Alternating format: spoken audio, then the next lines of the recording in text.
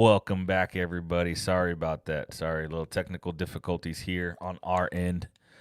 We hope you weren't waiting too long for this live stream. Just waiting for the man of the hour. Again, Mr. Sam, Safety Sam Hawkins.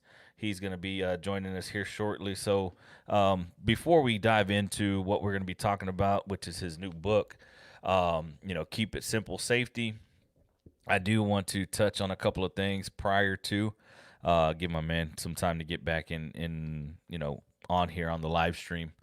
But there was an incident today, and I don't know, those that are in the safety world probably know about it by now, but there was an incident in Austin with two cranes that ended up colliding at a job site. 22 people were injured. That's 22 lives that are now going to be affected by an incident that ended up happening on a job site. So let's stay vigilant on what we're doing. Let's communicate, over communicate. Just like we were talking about yesterday with Nate, the target zero. Again, we don't want anybody to get hurt, but when stuff like that is happening, we have to be very innovative, very forward thinking in how we're gonna improve our overall safety culture.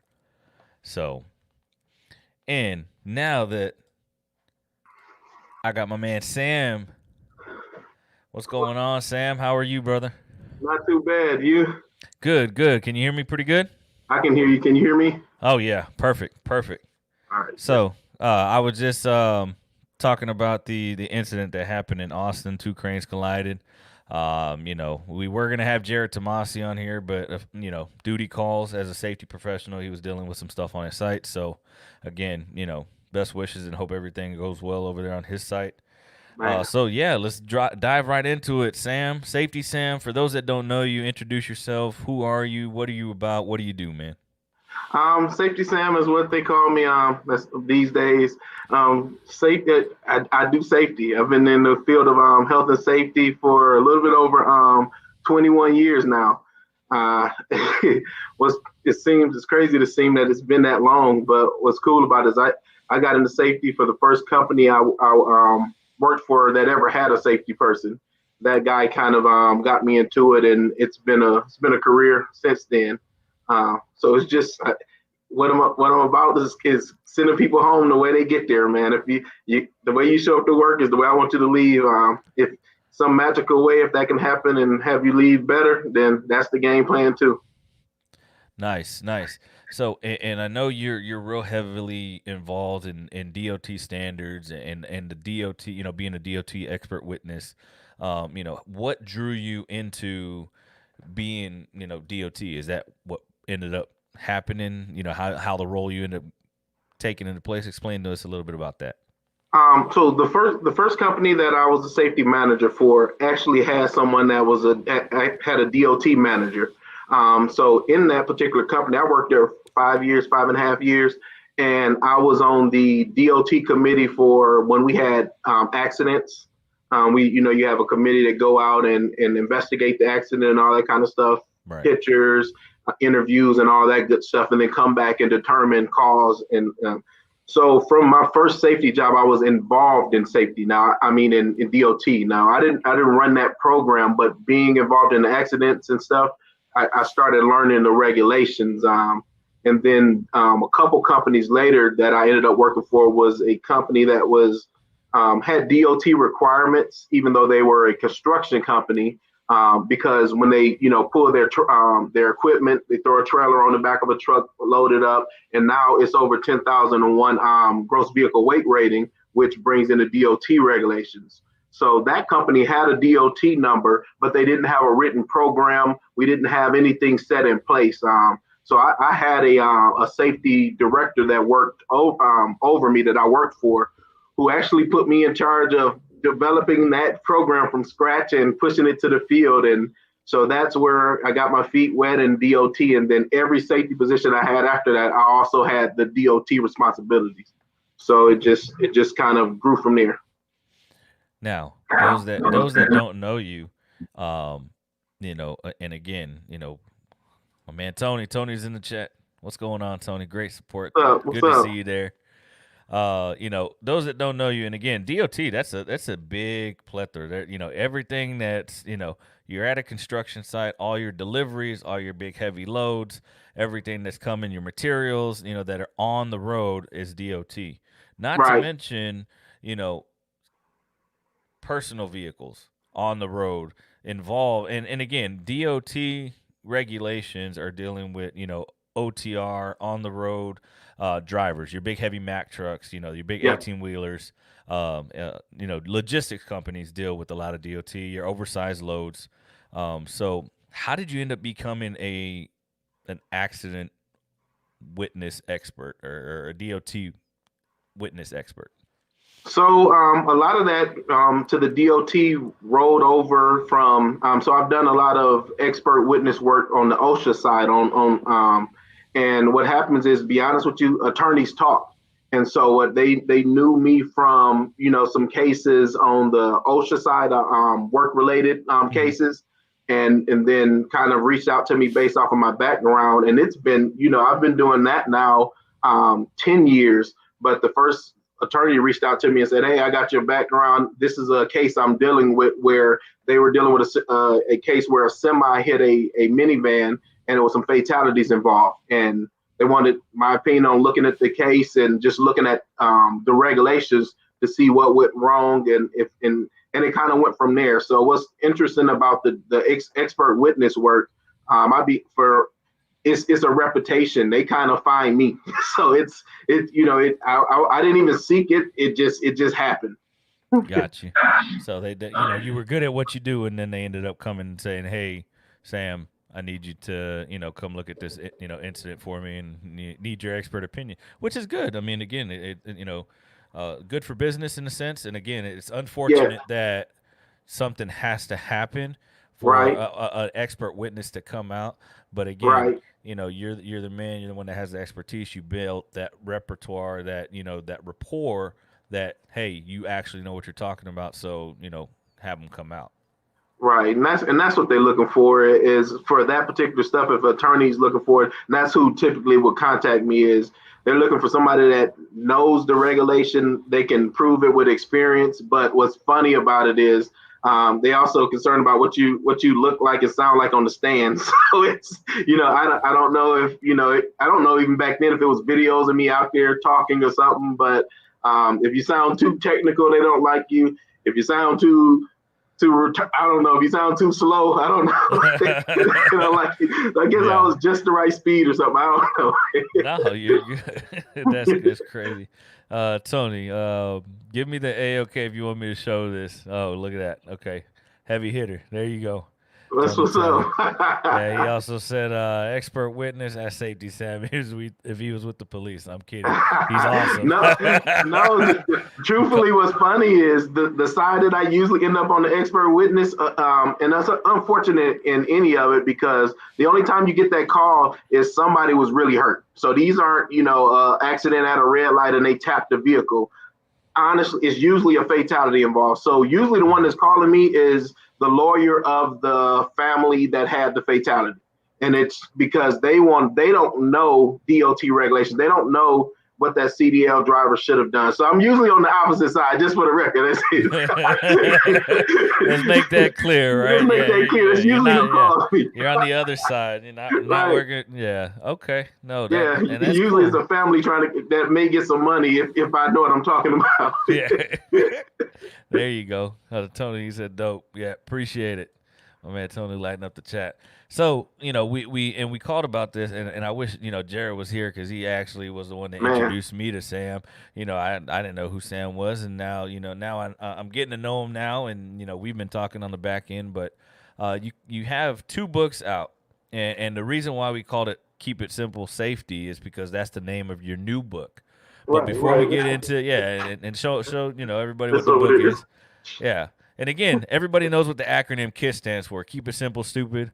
Right. But again, we're keeping it simple safety here on the X Factor of Safety. So that's why we brought Sam on doing this live. We're gonna have a couple of giveaways, some good books.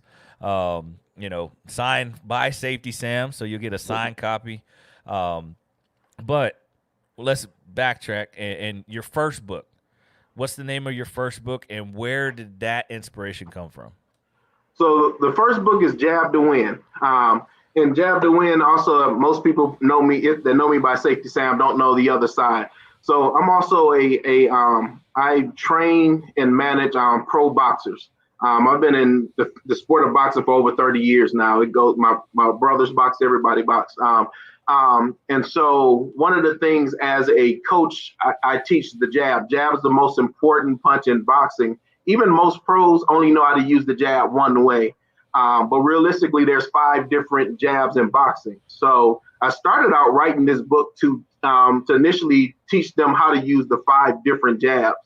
But what kind of occurred in the book was every time I wrote a description of a jab, it kind of, resonated back with me on how I had used that jab in life. And so it would be like, just the basic jab. How did I use that in life? And then it started turning into where the book ended up being written to where first I would describe one of the jabs to you, tell you how to properly use it, the pros and cons of it, and then how that jab applies in life, like and how I've personally used it and how other people have used it just for success in life. So it turned into more of a motivational book than it's Jab to Win is the name, but it turned into more of a motivational or inspirational book than just a boxing book by the time we got to the end result of it. Yeah, no, and the overall aspect of it, you're using it to inspire your boxers on how to properly use their arsenal that they have. And again, like you said, the jab is what you learn first, and it's what you have, and sometimes is the most effective. But the behind the scenes and intertwining it with your life and your experiences goes a long way, because again, it shows that you're not only trying to teach and train, but you're trying to again put that little piece of you behind that book. That's Right. awesome. I think it is. And I know Tony Taylor was, he always posted, the boxing picture where he was, boxing, and I know he's a big fan of boxing. So speaking of Yeah. boxing, and I seen one of your posts that, this morning, where you're wrapping your guy's hand. Yeah. Yeah. How long does it take to wrap? I've never boxed. I've never put gloves on. I'm more of a street fighter myself. I'm just joking, no. No, no, no, right. If But how long does most it fighters usually start take to here. prepare for that? So every we're all got our own special methods. But for me, I'm down to it takes me 18 to 20 minutes a hand. So that's the other reason that was that was a time. Yeah, Because yeah, time at lapse. first it's Yeah. like, dude, we can't show it this long, but literally it takes me about 18 to 20 minutes a hand, depending on the fighter. So that particular fighter, he fights at 130 pounds. So I use a lot less gauze than I do on my other 2 guys. Because I got one guy that fights at 220, another guy that fights at 150. So more gauze for those guys. But that guy there is usually about 18. Actually, he's about 17 minutes. The other 2 are 18 to 20. Nice, nice. So now that we know a little bit about you on your boxing, on your first book, Jab to Win. Again, I suggest, and I put this same as plug in here. Go pick up that book, Jab to Win. I'm definitely gonna get it. I have not read it yet, but I definitely want to dive into it and get some inspiration from Sam. But now the second book, you're in safety. You've been doing it for a while. Why come out with the book about safety? So the interesting thing is, I started writing the safety book before I started writing Jab to Win. So Wow. I Okay. started writing that book, and I kept stopping because the boxing stuff was in my head, and Hmm. so I basically had to pause and get that out of my system before I could move forward. So literally, I mean, that was 2 years of starting on the safety book. But the reason I started writing it is, to be perfectly honest with you, and it's not a plug on the book, because it was me. I won't even say being a little selfish, but I have a soft spot for entrepreneurs and smaller companies. Hmm. So what I'm looking at is, to be honest with you, I have in January, I'll be 22 years in safety. I have 3 more years left in safety before I officially retire from it and go to just nonprofit and helping kids and trying to kick kids off the street in schools or in some careers that don't require schools where they can make money. So that's where I'm going. I'm 3 years out of this. So I started writing to put it together for those entrepreneurs or those smaller companies that don't have the money for a CSP or a a 10 year, 15 years. The more experience we get, the more expensive we are. So this was for that company, and that's right. This was for those companies to get and have a start. And that's the reason why it was, keep it simple, stupid, but it was keep it simple safety because, the educated safety person or the experienced safety person, this right here that's where they started, from 10, 15 years ago. But for that entrepreneur that's like, okay, all of a sudden I'm opening a company. Now I'm an accountant. Now I'm a salesperson. Now I'm a safety manager. I'm like, you know what? This is the book to start. If you get this in place, 90% of your stuff, will be in place and your people will be safe. Now, if you're still having problems from there, reach out to a consultant or hire a person. And that's what this was. It was, hey, so you got to start somewhere. This is your foundation. And I really just wanted to put it out there before I left the industry, so to speak. Nice. Got another question from Safety FM. Sam, what are your thoughts on some of the deregulation that DOT has been doing as of late? Ew. Yeah, we tell them to Scary. ask questions. They're gonna No. ask. So. I like it. It's scary. Because, well, I'll say this: DOT has always had situations where they do that, especially like right now. You start talking about the hurricanes and stuff like that. They've been known to lift regulations for situations like that.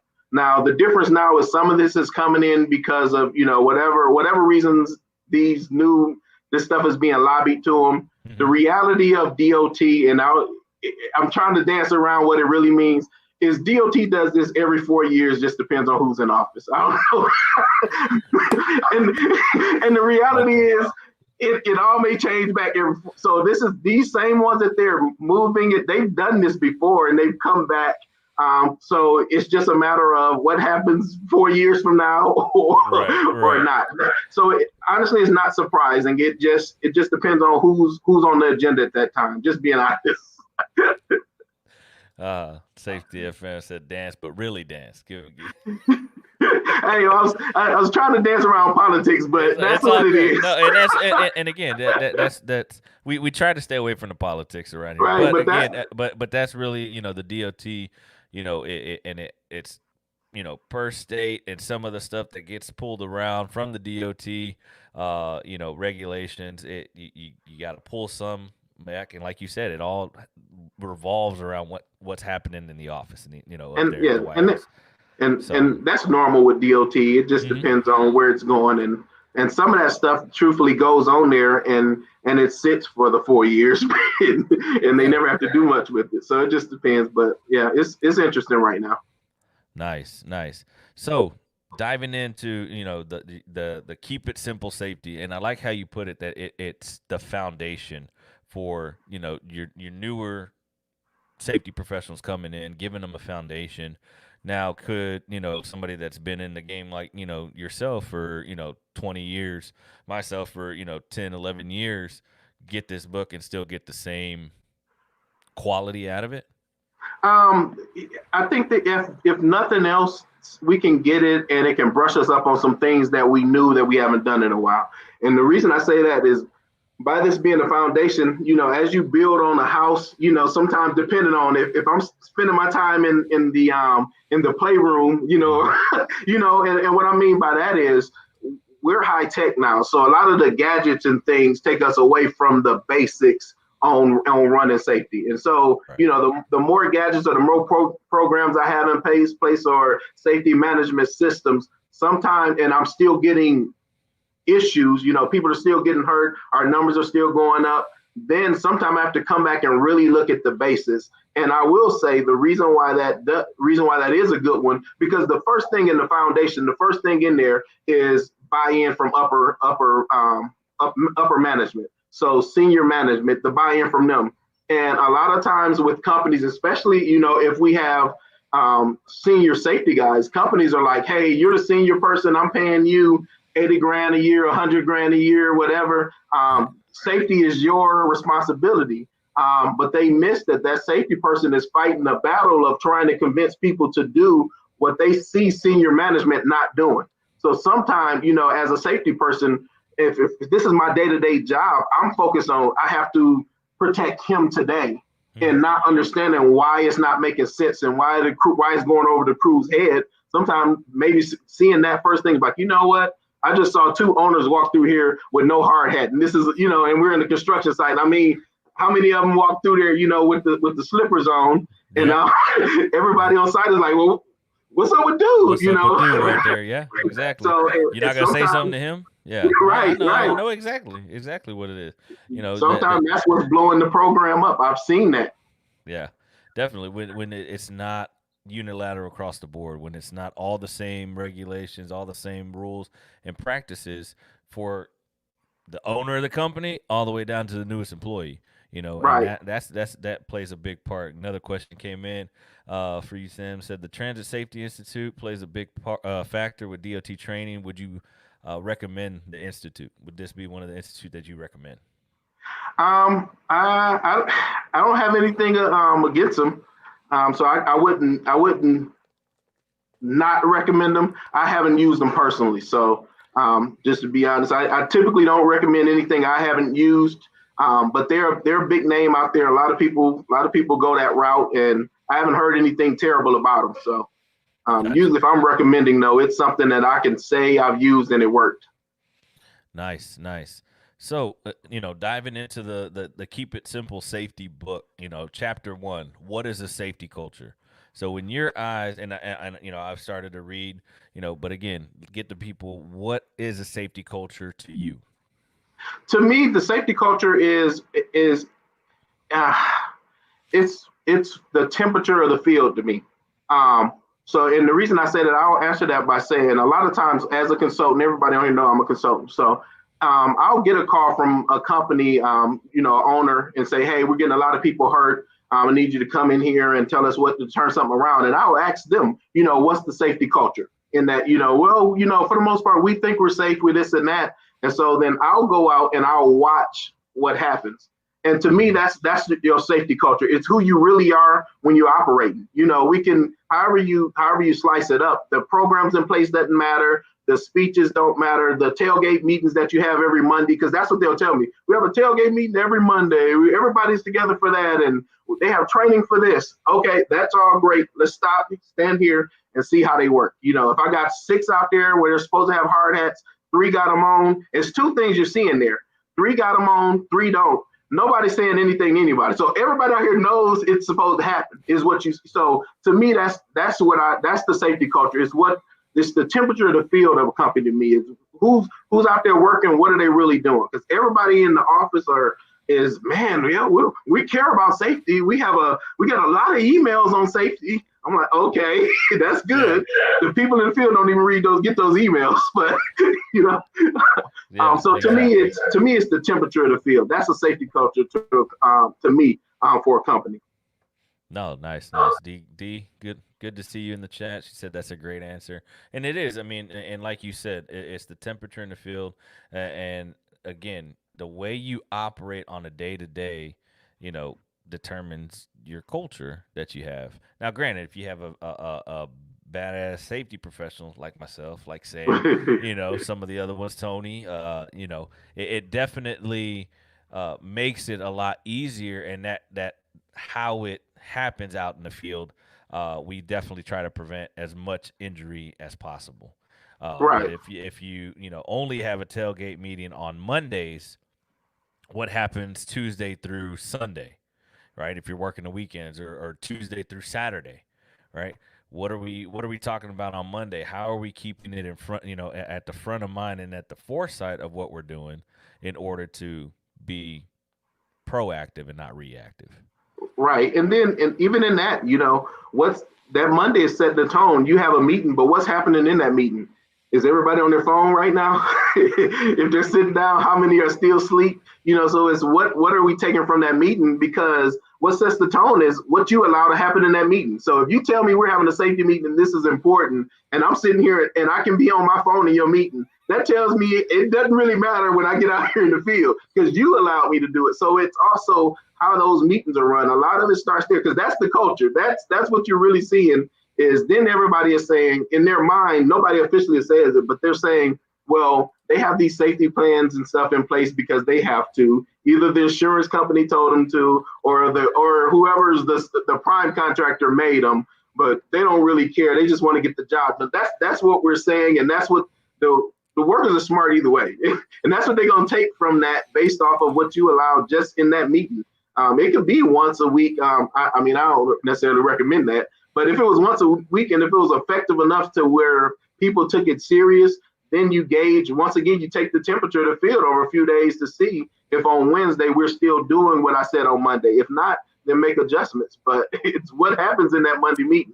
Exactly. So all of you workers that are watching this right now, come Monday, I don't want you to play this back in your safety meeting. Wait till after the safety meeting before you get to work. Then you can play it back. But what Right. we're telling you now is pay attention to those damn safety meetings because if you pay attention, and not only pay attention, and again, you have to be engaged, and it can't be just somebody standing at the back of the Yeah. tailgate reading from a paper, blah blah Yes. blah, and it monotone. You have to actually engage. Yes. Hey, what are you going to be doing today? How are you going to be doing it? What's your PPE? Asking all these questions, and then you incorporate. Like this week is construction safety week, and stand down for fall protection. Fall protection has been the key focal point in my safety talks. But again, yeah, no, you're good. Hydrate. We're talking about safety. Got to hydrate. But it's been a Right. key focal point, and for very good reason. Because again, a lot of people lose their lives due to falls on a Right. construction site, and it's unfortunate that that has to happen. But again, if you keep it at the forefront, and like I incorporate it with situational awareness today, understanding what PPE I need, understanding, working at heights and who's around you, who's going to be, doing X, Y, Z, and how to be situationally aware while you're on the site. And again, I'll keep touching on different topics, but again, it's being mindful that it's not just one day. It's not just one day for a toolbox talk. Now, granted, you start off with one day and then start Right. incorporating 2 days and 3 days, or even after that lunch hour, you come back, everybody's full, their bellies are full, they maybe they got in a fight with their wife over their lunch, and they come back and they're pissed off.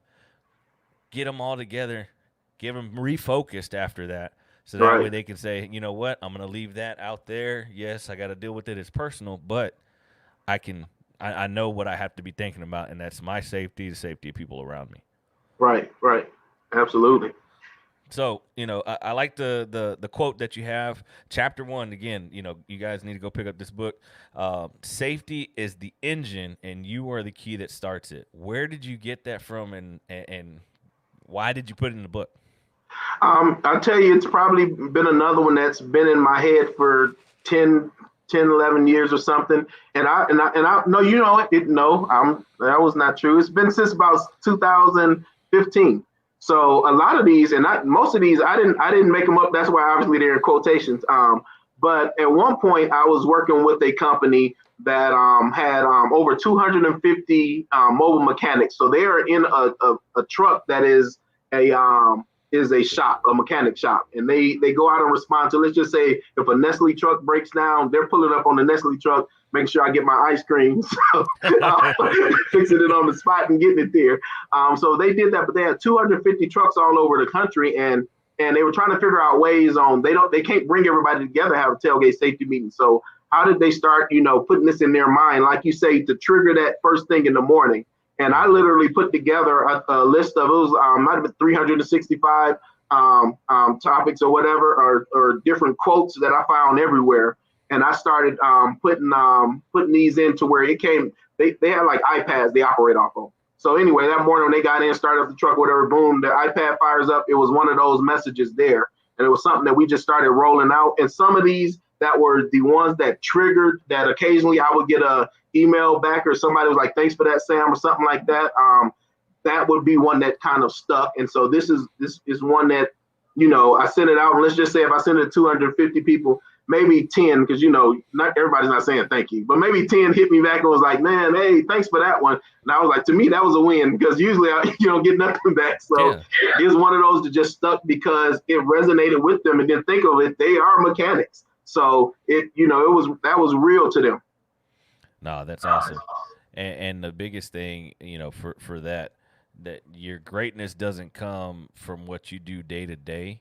It comes from the positive impact that you leave on people. Right. Right. Like you said, at a 150 guys, 200 guys, 10 hit you back. Hey, that's a win. Yeah. It's not the entire portion that you're blasting it out to, but you get 10 people that say, hey, that really resonated with me. I really engaged with it. I understand what that was trying to say. I got some value out of it. It goes a long way. And again, it's those little wins that we want to focus on. Being in safety, and again, keeping it simple. Right. The little wins. So what's the worst? And kind of switch subjects, kind of off the book, getting back to your DOT expertise. What's one of the worst DOT accidents that you've been on?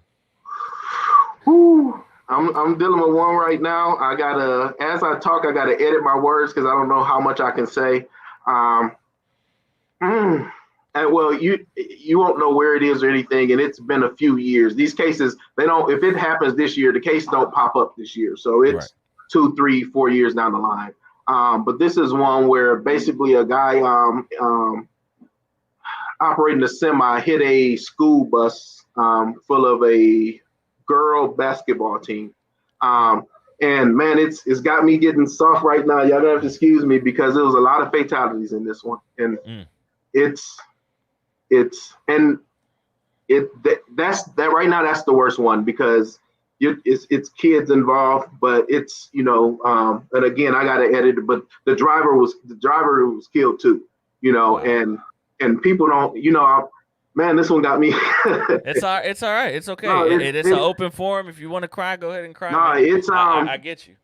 I tell you right now, it's crazy because I'm literally I spent most of the day reading through the depositions on this one, and the guy who died, maybe a month before he died, he came into the office and was excited because he got the lap band surgery, wow.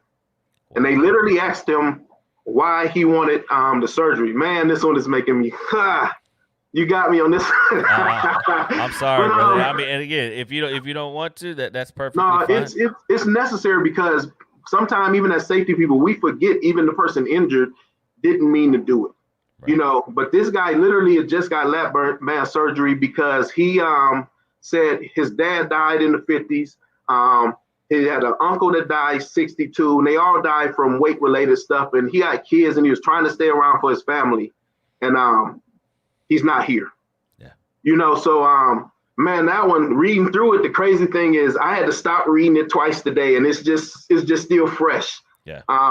Because sometimes, like I say, you're reading through this and you forget even the person you just talk about it on a job site. A guy loses his finger, and we're mad because and let's be honest, it touches the numbers, and you got to go explain this at some point to somebody up here, higher up. And so you're not mad at them, but at the end of the day, this is a recordable and it's the end of the world. And we forget at the end of the day, this dude didn't plan to come to work and lose a finger today. Yeah, exactly. And so that's even in this case, who's at fault is who's at fault. But even in that case, the guy's still not here and was doing things to be around for his family. So it's just tragic on both sides. So that's why I tell you, man, these the expert witness stuff ain't no joke, man. I read through some cases and had to come back to it in 2 days, man. It's something. Y'all got to excuse me for that one. I'm supposed to be a tough boxing guy, but man, I'm a dad. I'm a dad first, and man, that was real to me. Especially as a guy that's continuing to lose weight itself. So just stick around. So. I felt that one. I resonate with that because again, I was a heavy smoker, and it sucks to say that I was a safety guy, and a smoker. I had a heart attack. That right there. I got to change the lifestyle. Yeah, and thank you. And I want to thank you for sharing that with us because and the audience and the listeners that are be out there that once this goes to the podcast form, but that's some deep stuff, and again, it shows that. everybody out there that's watching, everybody that's listening, that's not a safety professional, we have feelings too. Yeah, there's a lot of stuff that we Man, got to yeah, deal with. There's lots of things that we see through our time as being safety professionals, fatalities being the worst ones. But those are the ones, those are the images, and having to read up, like you said, on a disposition, 2 or 3 years later, and looking at that, it just brings up those yeah. images like they're right there, just They happening. don't- So they don't go away. It don't go away, man. yeah, so and with that being said, and again, I want to thank you for sharing that personal, that personal side of you. Yeah. Again, here you never know what can happen here at the X Right. Factor of I Safety. see. Um, so what advice would you give a younger Sam? You very successful, got a couple businesses out there. You're pro boxing coach. You got 2 books under your belt. What advice would you give the younger you? The younger me itself would be believe in yourself earlier. A lot of what you're talking about now on that list is stuff I did well on the other side of 35. Truthfully, I'll be 43 here in December. And it wasn't until I was hitting 40 that I realized all this stuff that was on my little to-do list that I didn't that not even I didn't do.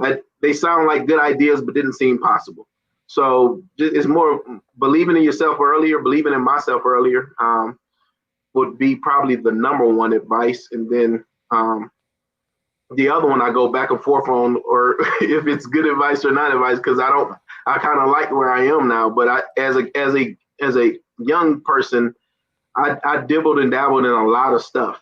And so there's always a question there on how far you would have went in one of those particular areas had you focused on one. So a younger me, it's worked into my favor because I got 4 companies now that are, so it helped. But again, I got here on the other side of 40. It staying focused on one, it could have been 28. So, Yeah, yeah. you know what I mean? Yeah, definitely. But again, that makes you more well rounded as a human being, as an individual, an entrepreneur. From an entrepreneurial standpoint, again, some entrepreneurs don't start until they're in their 50s.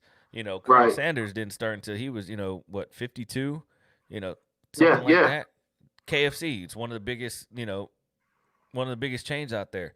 Right. Sam Walton from Walmart, he didn't start until he was Right. 43 years old. He started with one and then kept going. So it's not how you start, it's how you finish. It's how you finish. And the other part is, I will say too, is I think not necessarily going the traditional route. I think it helped me in safety though. So I think it helped the safety guy I am now. I think it helped me because I'm one, not getting into this background and stuff. And people see the certifications and stuff behind the name. And I if I could be honest with you, I could care less about them things.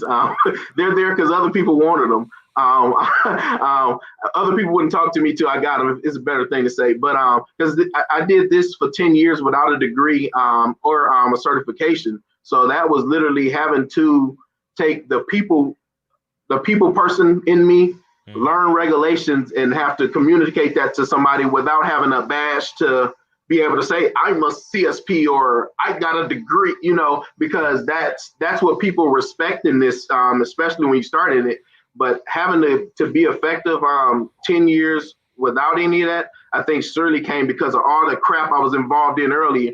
I could, relate to people. Yeah. No, I completely agree because, again, I admit it. I've been in the game, going on 11 years. I don't have a degree.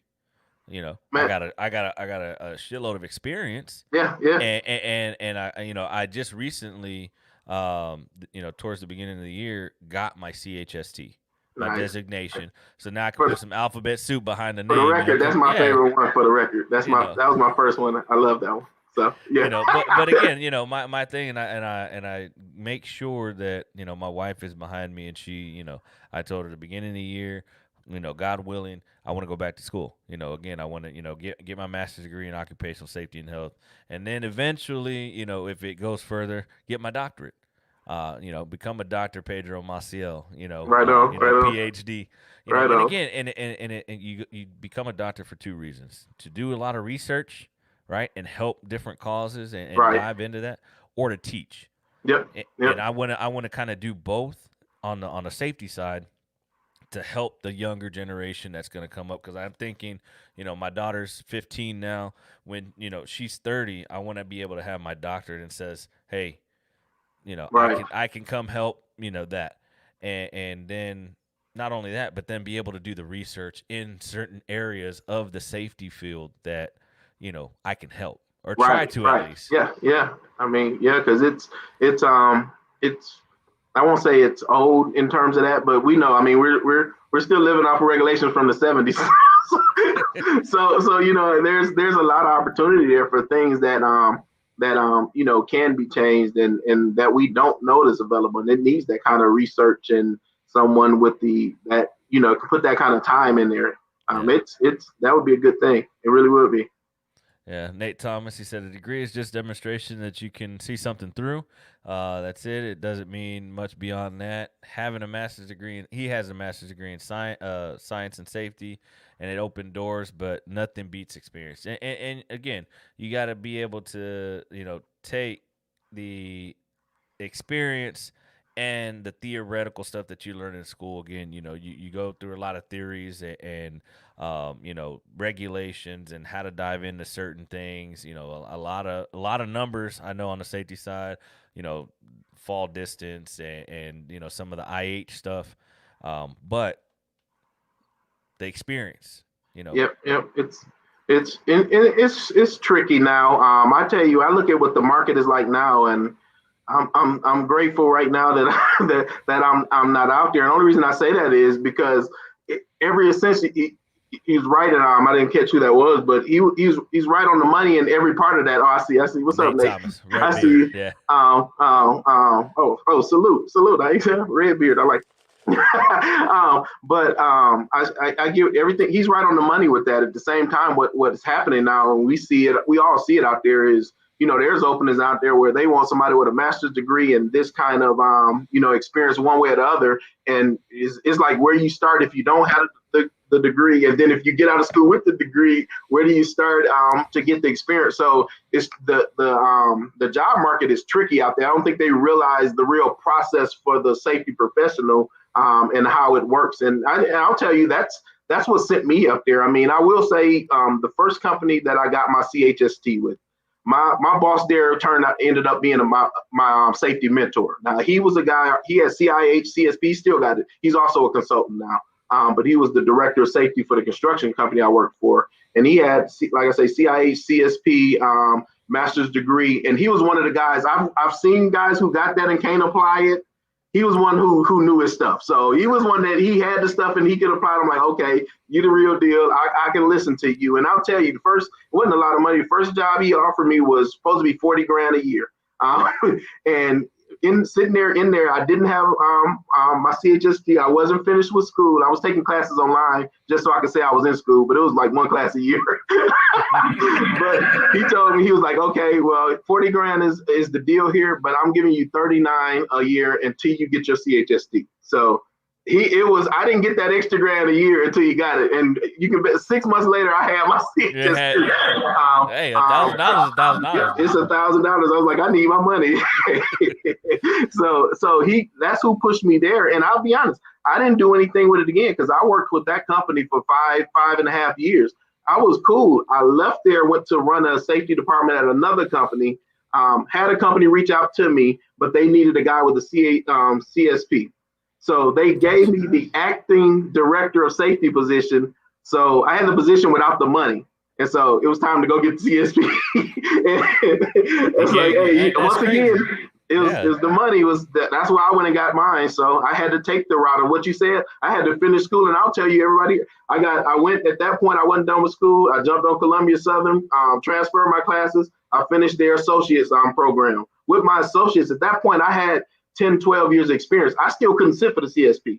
I had to take the ASP before it was a certification. It's a certification now, but back then, with the associates, I took the ASP and then passed it And then, well, if you want to know the story there, I actually failed it the first time. Yeah. but but the reason I failed it the first time is the CHST. I passed it without studying, and I was smelling myself. And I walked in there and thought I was big stuff, and that screen turned black and this stayed black. It did not say pass. So I learned from that.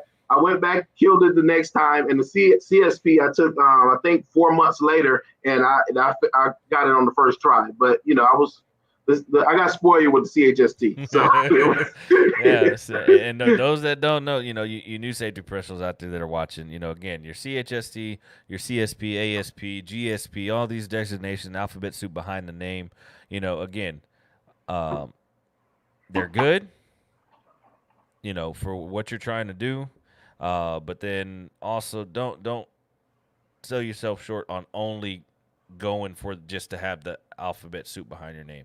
You have to Right, be able to get that experience to be out there in the field. And I think, for our younger generations that are coming out, and companies out there, they say, yes, we need somebody that has a bachelor's degree, has 15 years experience, and I'm going to pay you $15 an hour.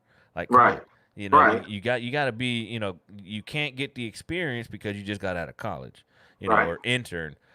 You had an intern your junior year and senior year. That's 2 years of experience. So somebody that has a degree with 2 years of experience, and you're still going to try to, pay them $15 an hour, like, come on, it's a slap in the face. I just spent, 60 grand on a degree to right. be able to get more money, but you want to downplay me and pay me only 15, $17 an hour. It's definitely figure out what you want to do, with that. Are you gonna, go and be want to go be a director of safety? That's awesome. Get out there, get some experience. If you don't know where to get some experience, obviously you got the degree behind you. You find out where the job openings that are, wanting to be able to work with you.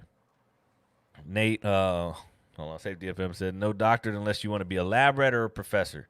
I agree. I agree. Well, I was gonna say on any of that, what I tell anybody because they'll ask me which way to go. And I'll say first you need to know what you want your end result to be. I think that dictates which path you take, or it helps dictate it what path you go at that point too. Because if you like you say if you want to be a professor at the end, your career or whatever, then that's going to kind of tell you what you need at the end. You might as well start walking that ladder now. But it really just depends on where you want to be at the end of that because it's hard because they have to get experience. I'll tell you, one of the true reason the CHST is my favorite one, and because we're talking about young people coming straight out of college, so I did take that one and pass it without studying. But again, I was in the field 10 years already, so I knew what I knew. You know what I'm Yep. saying? So the company I worked for hired a guy right after me, maybe 6 months after me. And he had to do the same thing. So he came to me and asked me, he's fresh out of college, has his bachelor's degree, no experience. This is his first job. So being fair there. But he did ask, what did I do to study? And I told him, man, I didn't study. I went in and I passed it. And I said, but, here's what you should do, or it says you should do. And I'll be honest with you, in that company, he wasn't the only one, but a lot of people looked down because I didn't have a degree. It was a degree company. So I'm the only guy in here without a degree. So he's like, man, I got a degree. I got to be cool if Sam passed it without, man. And he went in there, and all I can tell you is our boss's door was closed, and I heard a grown man crying because he didn't pass from going in there just purely off of what he learned in school. So that's how you know there's something in both. It's Yeah. how you bring those two together to shape up where you want to go or the safety professional you're going to be, because he didn't have enough out of college to get the CHST, and of course without having any experience. So it proved that there's something in both. You gotta bring them together. Keep it simple. Yeah, yeah. That's what it is. Nate, again, Redbeard, he said, an MS after my name cannot beat the name Redbeard or having a red beard on my face. And you're right. Again, I agree with that. Right, right. and D also said, a vision board. Yeah, Put a vision board up. What do you want to do? What are you envisioning, for your life? What is your end goal? How are you going to get there? Those types of things. yeah. So we're getting ready to give away one of the signed copies of Sam's, book. So those of you that are in the chat, we're gonna pick a number 1 through 50. I'm gonna let Sam pick it. So 1 through 50. Listen, 1 through 50. Sam's gonna pick it in the comment section. Go ahead, send in, what you think it is, and then we'll let Sam. It's already picked. I got it because I don't want you to think I'm cheating. I got it on the front of a card here, and I'm gonna point the card to you. So I'm gonna hold it here so you don't think I'm writing, but I'm gonna shake it so you can't see it. Yeah, there you go. So it's there. It's there. Yeah, no, it's there. It's there. All right, we got one taker. Who else? Who else wants a free signed book from Safety Sam? All right, we got 2 people. Any others? Any other takers? Going once, going twice. Sold to the highest bidder. Nate Thomas had 8. Redbeard had an 8. 8, Nate. And D. Gordon had 3. Wow. So can you see that number? Look at that. Safety FM had 34. Oh, look at that. Look at you that. You see Nate, that? That is 8. It's the Redbeard. It has to be something with the Redbeard. D. Gordon said. I'll get your 7. info. He said, not quite. Give me one more number. Give me one more number. No. We'll do another one. We'll do another one. Yeah. So we'll go ahead and go. Yeah. So we did 1 through 50. Now we're gonna do 50 through 100. Go ahead and pick it, Sam, and we'll get another one. Nate, you're already a winner. Nate's a winner. He gets a signed copy of the new safety book. Keep It Simple Safety, by Safety Sam. So he's getting ready to pick his number again. We did 1 through 50, so now it's 50 through 100. Nate, he's super stoked. He's gonna. I'll send a signed copy of his book as well, and his new number is 88. Nice. So nice, D. Okay. Let's see.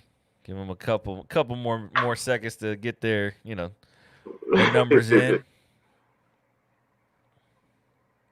We love giveaways here on the show. If you don't remember, we love giving away stuff. I'm with that.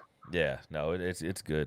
And while they're putting all their the numbers in and they're coming in, Sam, I want to greatly appreciate you taking the time out, brother, and giving us a little piece of you and how you operate and what you're about.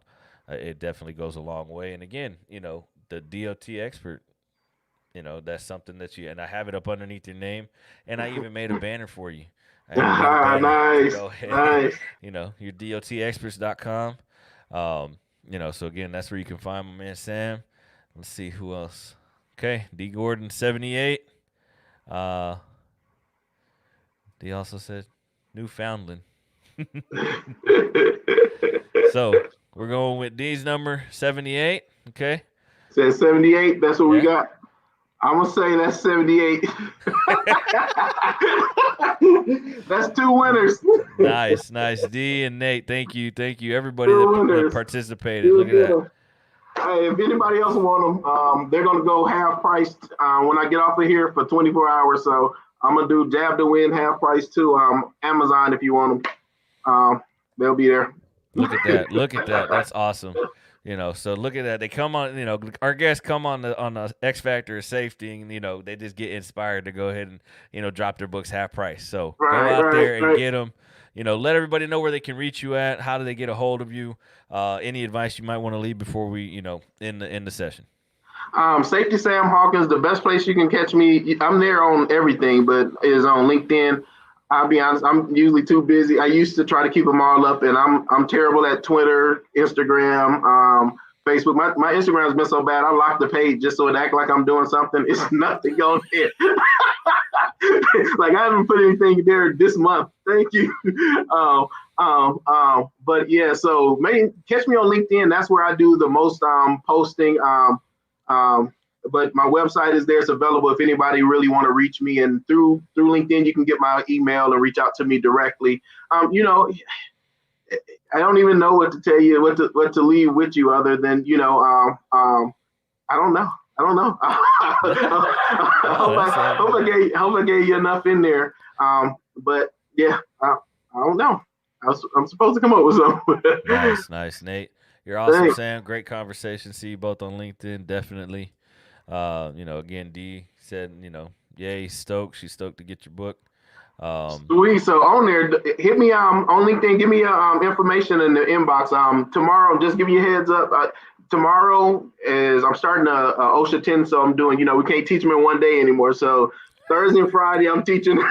Old school, we used to do this in one day, but Thursday and Friday, I'm teaching the OSHA 10. In a perfect world, I'll get them in the mail when I finish the class on Friday. Worst case scenario, to be in the class Monday morning. So just on LinkedIn, just send me your contact information on how to send them to you, and I'll get them to you for sure no later than Monday. okay, Nate, greatly appreciate it. Jay Allen, coming on, said great stuff. Greatly appreciate it, Thanks. Jay. Again, Nate, send him your email, your address. D, send him your address on LinkedIn. Find him on LinkedIn. If not, you can reach out to me and I'll forward it over to him. Yeah. We're at that hour again. Greatly appreciate it, Sam. For taking the time out and being on the show. Now, before we go, I always ask you guys, the audience, what is your X factor, and always think about that. What makes you unique? So we're gonna go ahead and ask Sam, what is your X factor? What makes me unique is I got a Yes. big mouth. Okay. Honestly, I don't know. I think now I can say I'm unique because I am comfortable being myself. So when you think about being unique, be honest with you, you spend half of your life trying to be what others think you should be or what looks cool or what looks smart. At 40, I decided let's be who this 40-year-old dude really is. And 2 years of doing that, it feels good. So I mean, my X factor is being myself. It's weird because I had a lot of experience in life. Starting a lot of this the hard way, but I come up the hard way. So that's a whole nother story. But being able to be myself and drive from that, whether it's the sports side, football days, boxing days. I see you, Tony. I also box. I also fought pro. But it's that's cool. But the fighter side of me is one thing. But the no fear side of that is to take that into me as a safety person. Is I think my X factor. Nice. Nice. Again, thank you. Appreciate it. We greatly appreciate it. A couple more comments coming in. D said fly to Newfoundland. Go see her. She says she's excited. She Nice. wants you to go speak up there. Um, I'm with it. I'll speak yeah. anywhere. I'll speak. Especially I got 3 more years. I won't be doing this, so it'd be fun to speak. Yeah, definitely. I'm No. with So that. so again, Sam, greatly appreciate it. Again, I greatly thank you for taking the time out, away from your family. You're on the East Coast. It's 9 o'clock there. Yeah. And you said you got kids. I know how it is with kids and them being in school now. So again, thank you, my man. We greatly appreciate it. We'll see you in a little bit. No problem. Thanks for having me. Thanks everybody that was on here in the comments and all that good stuff. It was fun. Yeah, thanks. So again, hold on, let me get these overlays out of the way. What is your X factor? Keep that in mind when you do what you do, whatever it is you do. Keep thinking, how can you be unique? How can you impact somebody positively? How can you change somebody's life? So, until next time, y'all know where to find me at. Um, D said, thanks, Sam and Pedro. Thank you, D, for being in the chat. All things social media, the X Factor is safety, except for Twitter. It's safety X_factor. Thank you for tuning in. Everybody that was in the chats that participated, all the people that, didn't come in the chat but were, watching, visiting. We love you. We thank you. We'll see you later.